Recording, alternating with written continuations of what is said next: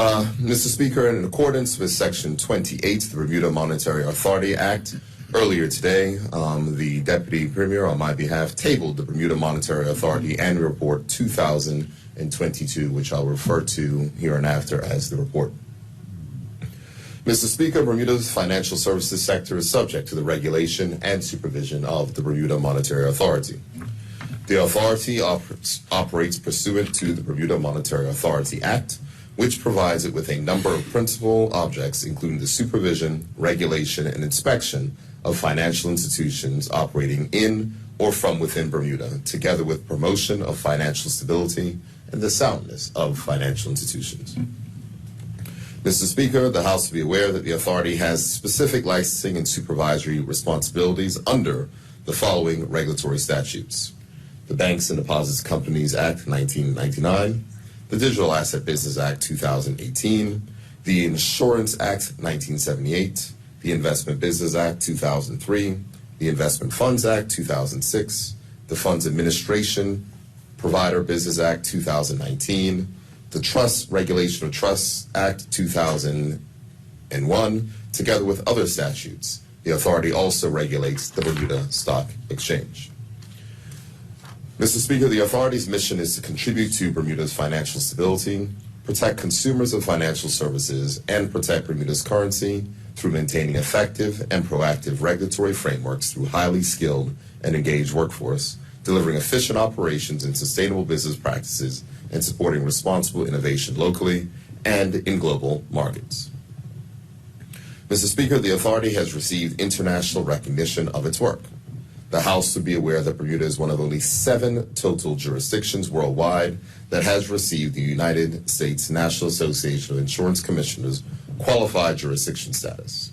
Additionally, Bermuda is one of 3 jurisdictions to have received the NAIC elevated status of a reciprocal jurisdiction.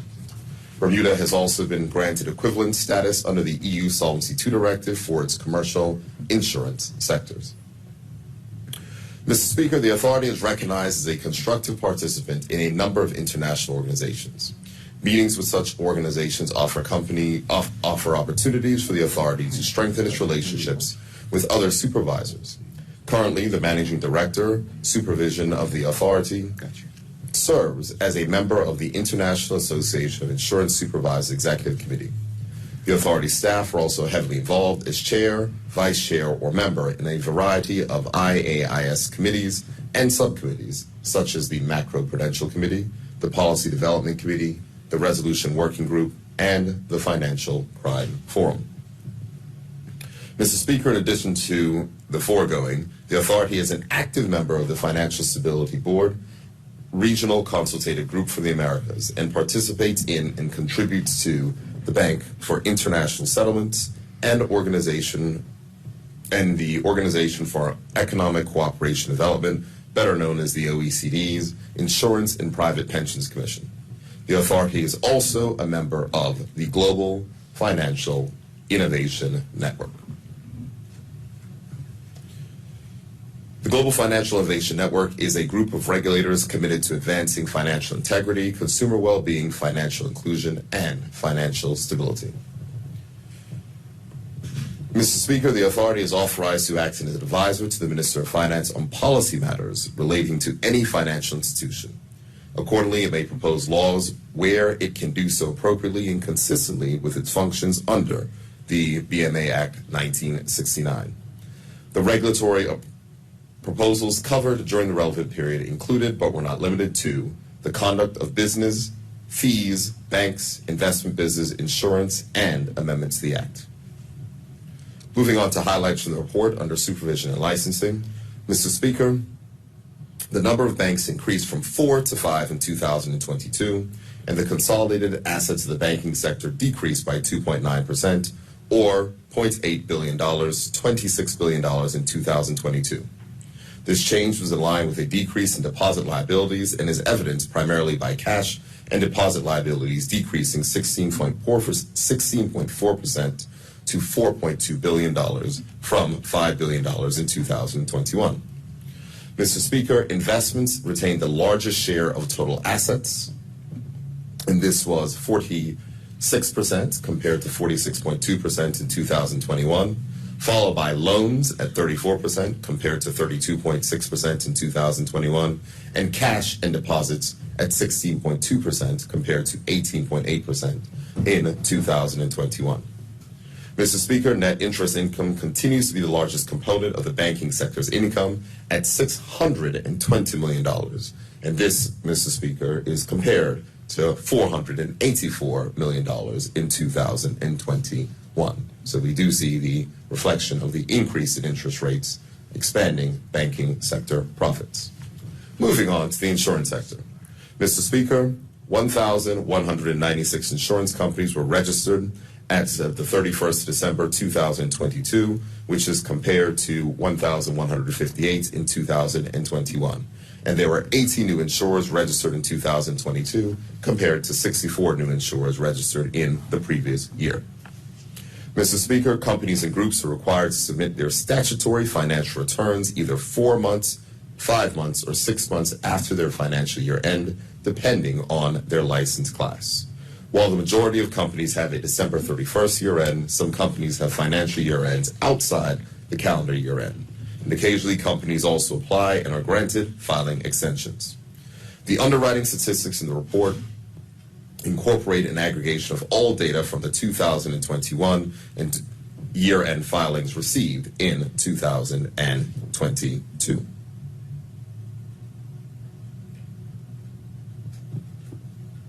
The 2022 year-end statutory filings, initial filing was due at the end of April 2023, and therefore the 2021 year-end information is the most recent, complete set of information. Mr. Speaker, according to the 2021 year-end information, total capital and surplus of Bermuda's insurance sector was $370.7 billion, and this compares to $349 billion in the prior year. Gross premiums written were $268 billion, which compares to $294 billion in the previous year. The movement between 2021 and 2022 gross premiums written is explained by the lumpy nature of long-term business, where insurers write significantly large block of business in a particular year and then run them off through the life of the contract. The numbers were largely driven by a few large insurers. Total assets of Bermuda's insurance sector were $1.6 trillion in 2021 compared to $1.4 trillion in 2020.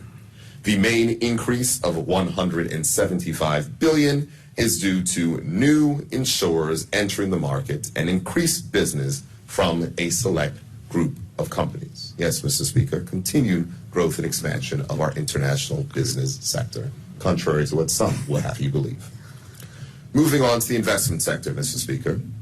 Mr. Speaker, there were 48 licensed investment business providers operating in Bermuda in 2022 compared to 51 in the prior year.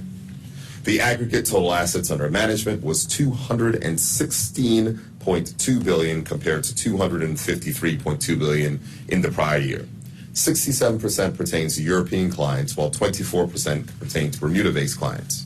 And total assets under administration were $26.8 billion compared to $31.5 billion reported for 2021. Mr. Speaker, there were 804 investment funds in the Investment Funds Act register compared to 799 in the prior year, operating in or from within Bermuda in 2022, with a net asset value of $292.7 billion, which is an increase from the $219.6 billion reported in the previous year. Mr. Speaker, there were 24 fund administration licenses in issue at the end of 2022, unchanged by the prior year, with $242.4 billion of assets under administration. Moving on to the digital asset business sector, Mr. Speaker, there were 16 digital asset business providers operating in Bermuda at the end of 2022, compared to 10 at the end of 2021, and we now know, Mr. Speaker, that number is over 20. Licensing fees increased year over year from $369,000 to $845,000 in 2002, which is showing the expansion of the sector. Mr. Speaker, when returning to the Bermuda Stock Exchange, total equity market capitalization of the Bermuda Stock Exchange stood at $166 billion at the end of 2002, as compared with $334 billion at the end of 2021.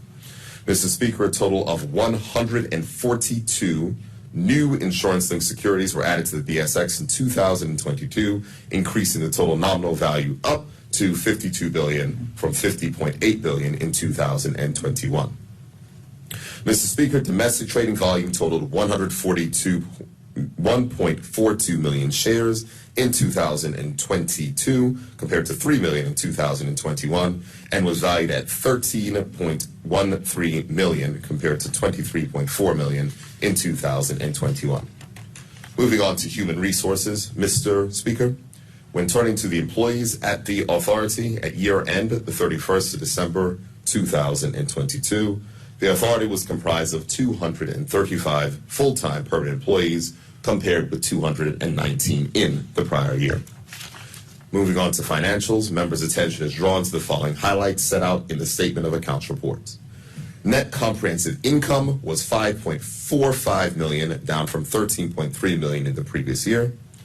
Total revenue increase was up to $79.65 million, from $73.09 million, and the increase is mainly due to a $2.47 million increase in revenue from supervisory and licensing fees. Mr. Speaker, expenses increased by 24.12%, up to $74.2 million. The increase was mainly due to the $8.75 million in increased salaries and benefits. Mr. Speaker, licensing fees were $71 million at the year end compared to $68.6 million, of which $60.9 million was paid by the insurance sector. Mr. Speaker, board members are paid an annual fee of $26,000, up from $20,000 the prior year. Board subcommittee chairs are paid an annual fee of $33,000, up from $25,000 the prior year. And the chairman of the board receives an annual fee of $96,000, up from $75,000 the previous year. Yes, Cole, more than you. Mr. Speaker, here's a figure that many will be interested to hear.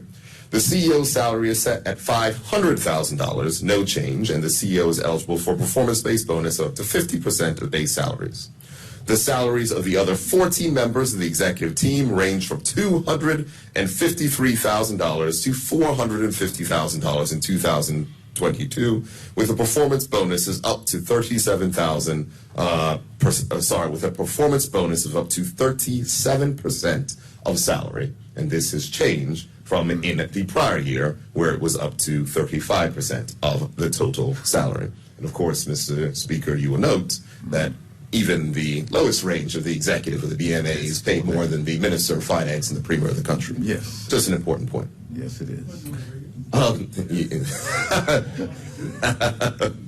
Moving on to fines, penalties. Well, Mr. Speaker, we like to talk about salaries and wages around here a lot. So, I thought it would be interesting for all members to note. Since, the opposition will certainly go there later today, I have no doubt. Moving on, Mr. Speaker, to fines, penalties, and other income. Mr. Speaker, revenue from fines, penalties, and other income also grew by $1.69 million due to increased anti-money laundering fines, insurance fines, and trust and corporate service provider fines. Mr. Speaker, in reviewing the authority's financial statements, the Auditor General has issued a clean opinion. Mr. Speaker, before I close, I know that many persons will take note of the increase in salaries. The Bermuda Monetary Authority is a very important institution in this country. They must make sure they maintain the highest level of quality, and they must continue to fend off against other companies and other countries who are trying to poach the regulators who make this industry so successful. And so what I would say, Mr. Speaker, is I wish to extend my sincere thanks to the board of the authority who served and continue to serve this complex sector. A special thank you to the executive of the authority, who, in my opinion, Mr. Speaker, are worth every penny of which they are paid because they continue to do excellent work inside of this jurisdiction. And I want to thank them for their contribution into the maintenance and growth of the financial services sector, Mr. Speaker. And I want to thank all of them for their continued work as Bermuda continues to lead the way in financial services regulation. Thank you, Mr. Speaker.